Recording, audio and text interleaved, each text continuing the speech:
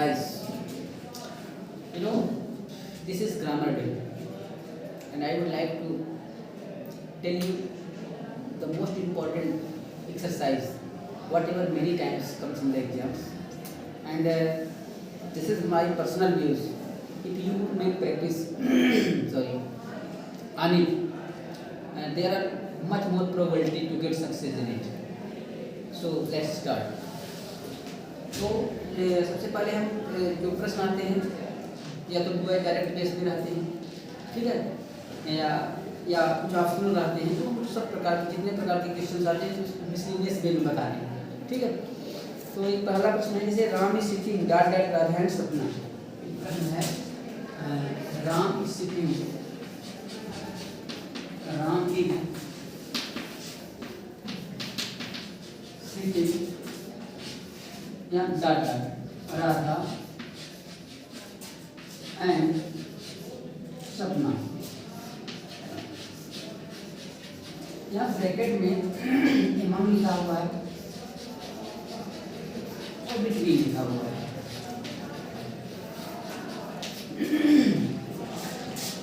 देखते हैं इसको।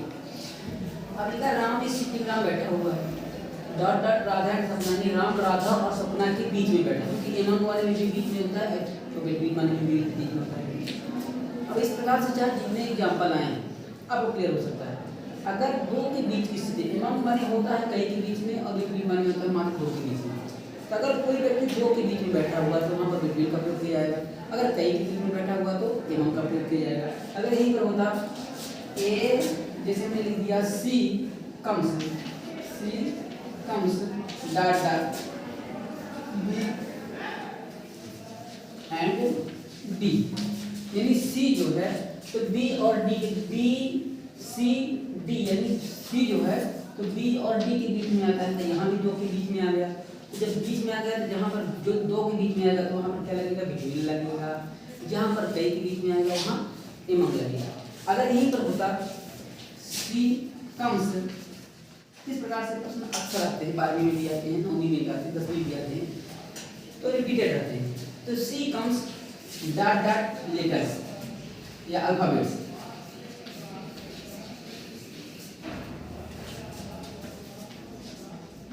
अब हमने कहा सी कम्स डॉट डॉट मैंने वर्णमाला के बीच में आता है, तो वर्णमाला में तो 26 अक्षर होते हैं, यहाँ पर लेटर से सकता था, तो जब कई के बीच में आने की स्थिति बन जाएगा तो क्या हो जाएगा, इमाम हो जाएगा। अगर दो के बीच में आएगा तो बिटवीन हो जाएगा। तो यहाँ पर लिखा है Ram is sitting dot dot Radha and सपना, तो राधा और सपना के बीच में दो के बीच की स्थिति बन रही है, इसलिए यहाँ पर बिटवीन का प्रयोग होगा, ना कि इमाम का। इसको परीक्षा में अपन लिखेंगे तो परीक्षा में लिखने का तरीका क्या है, बहुत जरूरी है हम ये जाने कि परीक्षा में कैसे लिखा जाएगा। तो एक तो तरीका ये है कि आपने वहाँ पर जैसे जैसे आपने आंसर किया क्वेश्चन नंबर, अगर मान लीजिए क्वेश्चन नंबर मान लीजिए 8वें का है, ठीक है, 8वें में आप यहाँ पर लिख देंगे क्वेश्चन नंबर 8, फिर आपने लिख दिया आंसर, ठीक है। अब पहले का है ना, तो आपने नंबर 1 लिखा यहाँ पर, तो आपने इसमें लिख दिया BET एक, तो ये सही तरीका सही है। एक और तरीका है, अगर आपके पास टाइम, हालांकि ये वाला ज़्यादा सही है, ठीक है, समय बच्चों के पास कम होता है, तो पूरा लिखिए Ram is sitting between Radha and सपना, दोनों सही है। तो मैं तो ये सजेस्ट करूंगा, as far as my suggestion is concern, that go through the between, यानी आप बिटवीन जब लिखें तो सिर्फ आप यहाँ पर नंबर 1 डालिए और बिटवीन लिख दीजिए, बस ये ज़्यादा सही है। नेक्स्ट क्वेश्चन नंबर 2 है जैसे dot dot moon walks slowly and silently, जैसे लिखा है dot dot moon walks slowly and silently. आप यहाँ पर देखिए आर्टिकल का प्रयोग करना है ए, एम और द। अब एक चीज मैं क्लियर कर दूंगा कि जो अब यहाँ पर जो ए लिखा है, तो ए का प्रयोग और एन का प्रयोग दोनों ही काउंटेबल नाउन के पहले किया जाता है, जिससे एक का बोध हो, तो मून से तो एक का बोध हो रहा है। लेकिन और एक नियम है कि अगर ग्रह की स्थिति बने, ग्रह का नाम हो, उपग्रह का नाम हो, उसके पहले आर्टिकल दा का प्रयोग किया जाता है। तो आपको यहाँ एन मून की तो कोई संभावना ही नहीं है, एन तो हो ही नहीं सकता, क्योंकि यहाँ पर कोई वावेश आता तब होता। एक कंडीशन बन सकती थी, तो चूंकि ग्रह या उपग्रह की श्रेणी में, क्योंकि ये ग्रह उपग्रह है इसलिए इसके पहले द मून लगेगा, ना कि एंड मून लगेगा या ए मून। तो यहाँ पर लग जाएगा 10, इसका आंसर होगा 10। तो आपको यहाँ पर आंसर करके चेंज कर देना पड़ेगा, ठीक है। थर्ड वन लिखा Monday comes dot dot Sunday.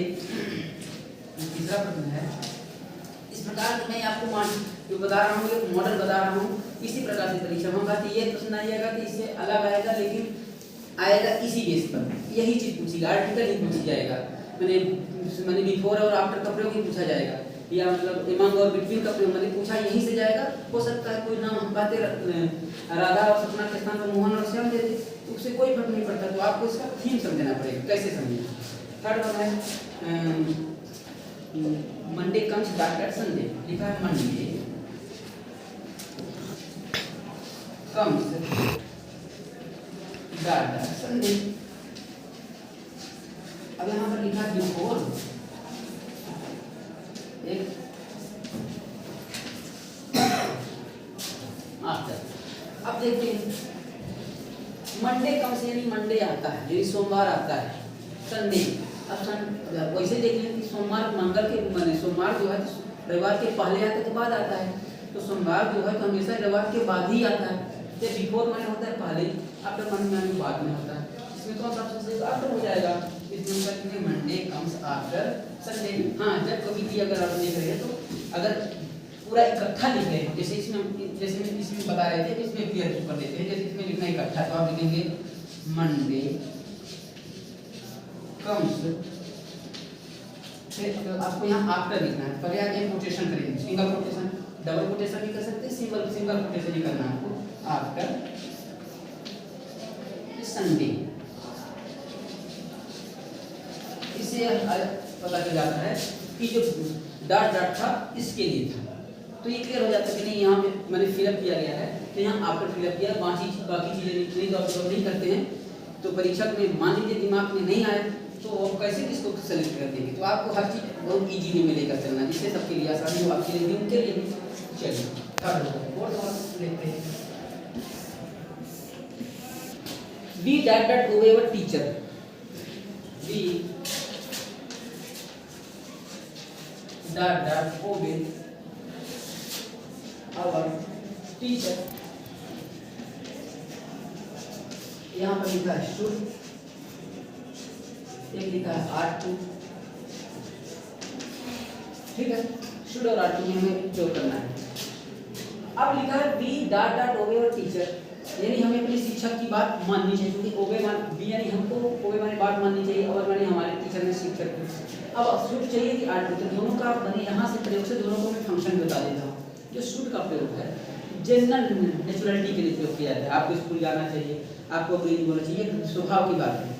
लेकिन यहाँ R2 का प्रयोग है तो आपको मोरलिटी के बारे में बताता है, नैतिकता कि आप कहें this is your moral duty to obey your teacher, this is your moral duty to help the needy, this is your moral duty to help the helpless person, आप oppressed person are the person who are crying, so जब आप मानवता की जब बात आ जाती है, अगर ऐसा नहीं करते तो मानवता का नुकसान है।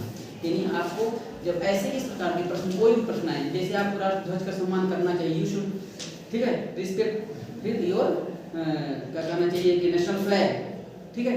अब राष्ट्रगीत का सम्मान करना चाहिए, नेशनल सॉन्ग, राष्ट्रगान का सम्मान करना चाहिए, मैंने जो भी है, तो वहाँ पर जो ऐसे कंडीशन है तो वहाँ शुड का प्रयोग न करके R2, जैसे मैंने शुड कहा था, तो शुड ना होगा वहाँ क्या हो जाएगा R2 हो जाएगा। कभी कभी स्पोकन में इन फ्लुएंसी में वर्ड निकल जाते हैं, लेकिन जो इसकी एक्चुअल ग्रामेटिकल कंडीशन होती है तो वहाँ पर R2 होगा, ना कि शुड होगा। तो यहाँ पर U R2, यहाँ R2 लगेगा, क्योंकि हमारे शिक्षक होते हैं जो हमारे लिए आदरणीय होते हैं और उनकी बात मानना हमारा नैतिक फर्ज होता है, इसलिए यहाँ पर होगा बी R2 ओबे अवर टीचर, ठीक है।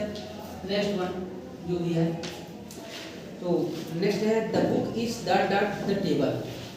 The book is dot dot the table. आप देखते हैं यहाँ पर ऑप्शन में है ऑन और अपॉन। आप देखिए द बुक यानी पुस्तक ही माने है। ऑन द टेबल, ऑन माने भी ऊपर होता है, अपॉन माने ऊपर के, तो कई बार on, upon, up, above, over, upward, ठीक है। ऑन तो माने कई वर्ड्स हैं, तो लेकिन यहाँ पर दो वर्ड्स दिए हैं, दोनों प्रीपोजिशंस हैं। तो ऑन माने भी ऊपर होता है और अपॉन माने भी ऊपर होता है। दोनों में मात्र अंतर इतना सा है कि जब कोई चीज़ किसी चीज़ के ऊपर हो और रखी हुई हो और स्थिर अवस्था में हो, वहाँ पर ऑन का प्रयोग किया जाता है। और कोई चीज़ जब किसी चीज़ के ऊपर हो तो, लेकिन गतिज अवस्था में हो, मोशन में हो, वहाँ पर अपॉन का प्रयोग किया जाएगा। जैसे ये मैंने कहा कि एक बिल्ली मान लीजिए खिड़की पर बैठी थी और वो फर्श में कूदी, तो मैं बोलूँगा the cat is jumping from the window upon the floor, क्योंकि जब वहाँ पर कूदी तो वहाँ मोशन में थी। हम कहते हैं जाते ही स्टेडी हो गई, स्थिर हो गई, लेकिन थोड़ा सा तो मोशन था, भले ही 1 इंच या 1 सेंटीमीटर या माइक्रो सेंटीमीटर का अंतर हो, लेकिन मैंने उस कंपेरिजन में कि कोई चीज़ रखी हुई है उसकी स्थिति में, तो वो मैंने क्या कहा, अपेक्षाकृत क्या थी, मोशन में थी। जब कोई गति में हो या मोशन में हो तो वहाँ पर अपॉन का मतलब होता है एक माध्यम से दूसरे माध्यम में। जैसे हवा में थी और हवा यहाँ तक सीधे सरफेस में चली गई, तो कहीं ना कहीं एक माध्यम का अंतर हुआ, यानी अपॉन। पर ऑन मतलब कोई many anything is played on over something but that one is steady without motion, there we will use on. तो क्योंकि यहाँ पर लिखा है the book is dot dot the table, table के ऊपर स्थिर रखी होगी, उसमें कोई डिस्टर्बेंस नहीं होगा, कोई बल आरोपित नहीं किया जाएगा, इसलिए वहाँ पर क्या लिखा है, जो किया जाएगा ऑन द पेज, यानी the book is on the table. That's the next one. अगला है I have read dot dot books many much, I have read dot dot books many much. इसको अच्छे देखते हैं, क्योंकि हम जो प्रयोग यहाँ पर बता रहे हैं, एग्जाम्पल बता रहे हैं, एक्चुअली में मेरा ये उद्देश्य है कि साथ में इनका थोड़ा सा डीप में तो नहीं घुस पा रहे हैं, लेकिन हम आपको लिखा भी अलग से नहीं कर रहे हैं, लेकिन हम आपको कुछ मतलब इसके बहुत महत्वपूर्ण चीज़ों के बारे में बता रहे हैं जो आपके लिए काम करेगा। अब यहाँ मेनी और मच, मेनी और मच इसको देखने से पहले थोड़ा इसको बारे में देख लेते हैं कि मेनी माने भी ज़्यादा होता है और मच माने भी ज़्यादा होता है। ये तो कन्फर्म है कि दोनों चीज़ों का प्रयोग सिर्फ ज़्यादा को दर्शाने के लिए किया जाएगा। अंतर सिर्फ इतना सा है कि जब कोई चीज़ बहुत ज़्यादा मात्रा में हो, यानी बहुत ज़्यादा हो, अधिकता हो उसकी, लेकिन जिसे गिना जा सके उसे वहाँ पर मेनी का प्रयोग किया जाता है। और कोई चीज़ जब ज़्यादा हो और जिसे गिना ना जा सके, अनकाउंटेबल कंडीशन में हो, तौला जाए, ठीक है। अब ऐसा नहीं कि कोई चीज़ इमोशनल है, इमोशन में है तो उसमें तौलेंगे, मतलब अनकाउंटेबल मिला करके, जो अनकाउंटेबल हो तो वहाँ पर मच का प्रयोग, जैसे much water, much milk, much money, ऐसे। पर अगर कोई चीज़ मने ज़्यादा हो जिसे गिना जाए, जैसे much many books, many soldiers, many man, many students, ऐसे, many tables, many rooms, many houses, many schools, ऐसे।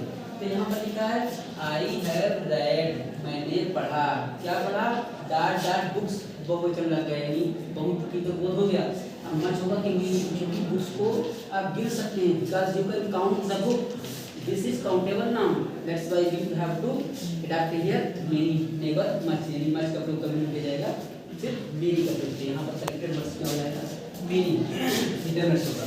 अच्छा देखिए लिखा है next, physics dot dot not a difficult subject, physics dot dot not a difficult subject. अब यहाँ पर दो वर्ड है, इज लगाना है और आर लगाना है, ठीक है, इनको भी का प्रयोग करना है। फिजिक्स, अब फिजिक्स माने होता है भौतिक शास्त्र, फिजिक्स माने क्या होता है, भौतिक शास्त्र। अब लिखा physics dot dot not a difficult subject, यानी फिजिक्स जो है तो कठिन सब्जेक्ट नहीं है। अब यहाँ पर एक प्रॉब्लम क्रिएट करेंगे, जब प्रॉब्लम करेंगे over here, you know if one give a glance over here in sudden way there is a dilemma condition over here, you know, one seems physics there is s added, s जुड़ा हुआ है, तो मैंने वो दिमाग में था कि जब किसी शब्द में ऐसे ये लगा हो तो मुझे बहुत बच्चे नहीं हो जाता, ऐसा कुछ नहीं। केमिस्ट्री है, तो केमिस्ट्री एक सिंगल है, तो केमिस्ट्री इज होता है, राम इज होता है, मोहन इज होता है, मैन इज होता है, टीचर इज होता है, फैन इज होता है। इसी प्रकार से फिजिक्स हमारे भौतिक शास्त्र यानी एक विषय का नाम है, इसलिए यहाँ पर जानबूझकर को उलझाने के लिए मैंने ऐसे सब्जेक्ट का नाम दिया जिसमें अस लगा हो, है ना। तो जैसे इकोनॉमिक्स हो गया, तुम्हारी इकोनॉमिक्स में आर लगा दें, ऐसा कुछ नहीं होगा।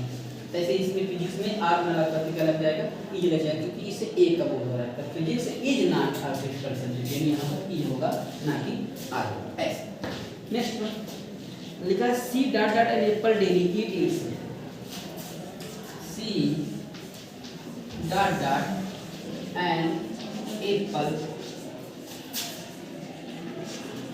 डेली। अब यहाँ पे लिखा है ईट, यहाँ लिखा है ईट। चाहे जैसे इतना टफ से टफ एग्जाम्पल आए, लेकिन उसको हम सरल बनाने का प्रयास करेंगे, चाहे उसका हमने एथलेटिक ग्रामर पढ़ाया हो या ना पढ़ाया हो, लेकिन यही मैं प्रयास करूंगा कि आपको वो पॉइंट मिल जाए तो हम उसको विस्तृत चर्चा के बाद आपको देते हैं। अब लिखा है she dot dot an apple daily. तो रूल इतना है कि अगर यहाँ एक वचन करता हो यानी सिंगुलर सब्जेक्ट हो तो आपको एस वाली वर्ब लेनी पड़ेगी, ये इतना ऐसा नियम है। अगर बाकी सिंपल हो, बाकी सिंपल ही है, तो अब ये ना सोचो किस टेंशन का होगा, डजंट मैटर। अगर यहाँ ऑप्शन में ईट ईट्स होगा यानी एस वाला कोई कंडीशन बनती है, तो अगर एक वचन होगा तो एस वाले लेना, अगर यहाँ पर बहुवचन होगा तो बिना एस ले रहा हो। अगर यहाँ पर आई होता तो आई बहुवचन है, तो यहाँ आप ईट लेते हैं। अगर वी होता तो क्योंकि यहाँ पर सीधे इतना है कि अगर आई हो, वी हो, यू हो, दे हो, बॉय हो यानी बहुवचन हो, तो ऐसी स्थिति में आपको वर्ब का फर्स्ट पर्सन लेना है, एस या इसमें ना लगा। लेकिन अगर हमारा सब्जेक्ट ही हो, सी हो, इट हो या किसी व्यक्ति या वस्तु का नाम हो, ऐसी स्थिति में हमें वह वर्ब का फर्स्ट फॉर्म तो लेना है, साथ में वह क्रिया लेनी है जिसमें एस या एस लगा हुआ हो। बस इतना सा नियम है। यानी सी है, यानी सी एक वचन है, उसमें हम कौन सी क्रिया लेंगे जिसमें वर्ब का फर्स्ट फॉर्म साथ में एस या एस लगा हो, तो एस या एस भी इसमें लगा हुआ है, यानी इसका सॉल्यूशन ये हुआ, ये सही है। नेक्स्ट वन अगला है the chair was dot dot by the student, the chair was dot dot by the students. अब यहाँ पर लिखा ब्रेक, एक लिखा ब्रोकन, ब्रोकन, अच्छे से ना लिख रहा होगा, कोई दिक्कत नहीं है ना। द चेयर वाज, जब ऑब्जेक्ट पहले आ जाता है और उसके बाद कोई सहायक क्रिया लगी होती है, ठीक है, तो उसको पहली चीज को पैसिव फॉर्म में होता है, यानी वर्ब का थर्ड फॉर्म लगता है। दूसरी चीज एक और पहचान बता देता हूं, अगर बाई का प्रयोग हुआ बीच में कोई भी पैसिव की पहचान, अगर बाई लग गया यानी वर्ब की थर्ड फॉर्म में लगनी है, तो नो डाउट वैसे जब कोई भी सेंटेंस पैसिव फॉर्म में होता है तो उसमें हमेशा ही वर्ब की थर्ड फॉर्म का प्रयोग किया जाता है। तो यानी यहाँ पर ब्रेक या ब्रोकन में से ब्रोकन होगा ना कि ब्रेक। क्या हो जाएगा, the chair was broken by the students. एक हो गया। एक और इम्पोर्टेंट है, थोड़ा इसी से मिलता जुलता है, इसलिए इसको थोड़ा सा क्लियर कर देंगे। एक सेंटेंस है she dot dot her homework daily, she dot dot her homework daily do does. अब यहाँ पर सी लग गया यानी एक वचन लग गया, यानी यहाँ पर क्या लग जाएगा, डज लग जाएगा, डू का प्रयोग नहीं होगा। तो अब सी डज हर होमवर्क डेली। तो बहुत ही सरल है। नेक्स्ट जो इम्पोर्टेंट थिंग्स है वो हम अगले पार्ट में बताएंगे। Okay, thank you.